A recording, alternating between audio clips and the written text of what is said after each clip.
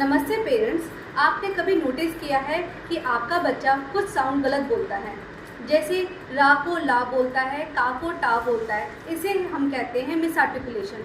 आज की वीडियो में हम समझाएंगे मिस आर्टिकुलेशन होता क्यों है, किस एज तक नॉर्मल है और कब कंसर्न लेना चाहिए और आप घर पर उनकी क्या हेल्प कर सकते हैं।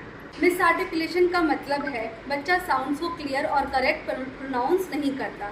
फॉर एग्जाम्पल, स्कूल की जगह टूल, रैबिट की जगह वैबिट बोलता है। हर बच्चे की स्पीच डेवलपमेंट एक प्रोसेस है।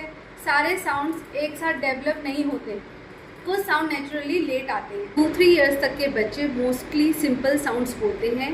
बाय 4 ईयर्स उनकी स्पीच स्ट्रेंजर्स को समझ आनी चाहिए।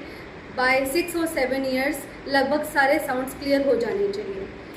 अगर 4 साल के बाद भी बच्चा कॉन्टिन्यूसली गलत साउंड बोल रहा है, बच्चे की स्पीच से घर वाले ही समझ पा रहे हैं, बच्चा साउंड स्किप करता है या रिप्लेस करता है कॉन्टिन्यूसली।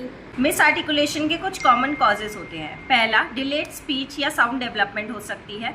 हर साउंड के लिए एक टिपिकल एज होती है और अगर वो लेट है तो मिस आर्टिकुलेशन होती है। Second is hearing issues. Repeated year infections या हियरिंग लॉस की वजह से साउंड्स डिस्टॉर्टेड लगते हैं और बच्चा वैसे ही बोलता है।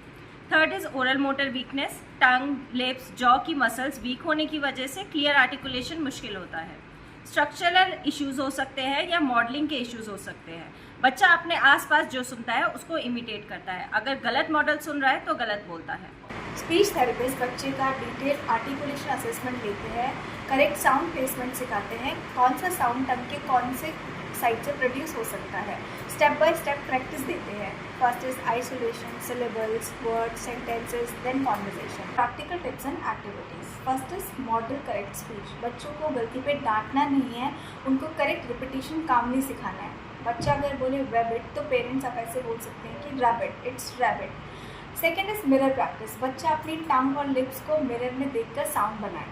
Third is sound games. Specific sounds को रीइंफोर्स करके फन गेम्स बनाया जा सकता है। एग्जाम्पल के लिए के साउंड के लिए car, cat, cup. Blowing and oral motor activities. Straw से ब्लो करना, बबल्स बनाना, विसल बजाना, ये टंग और लिप्स की मसल्स को स्ट्रेंथन करते हैं।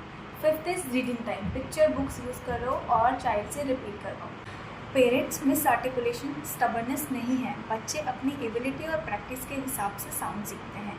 अगर आप उन्हें पेशेंस और करेक्ट मॉडल दोगे तो वो धीरे धीरे इम्प्रूव करेंगे। अर्ली हेल्प लेने से एक स्पीच में क्लैरिटी आती है और कॉन्फिडेंस भी बूस्ट होता है। अगर आपका बच्चा 4 या 5 साल के बाद भी क्लियरली नहीं बोल पा रहा है या दूसरों को उसकी स्पीच क्लियरली समझ नहीं आ रही है तो वेट मत कीजिए, sunshine speech and therapy centre में कॉन्टैक्ट कीजिए।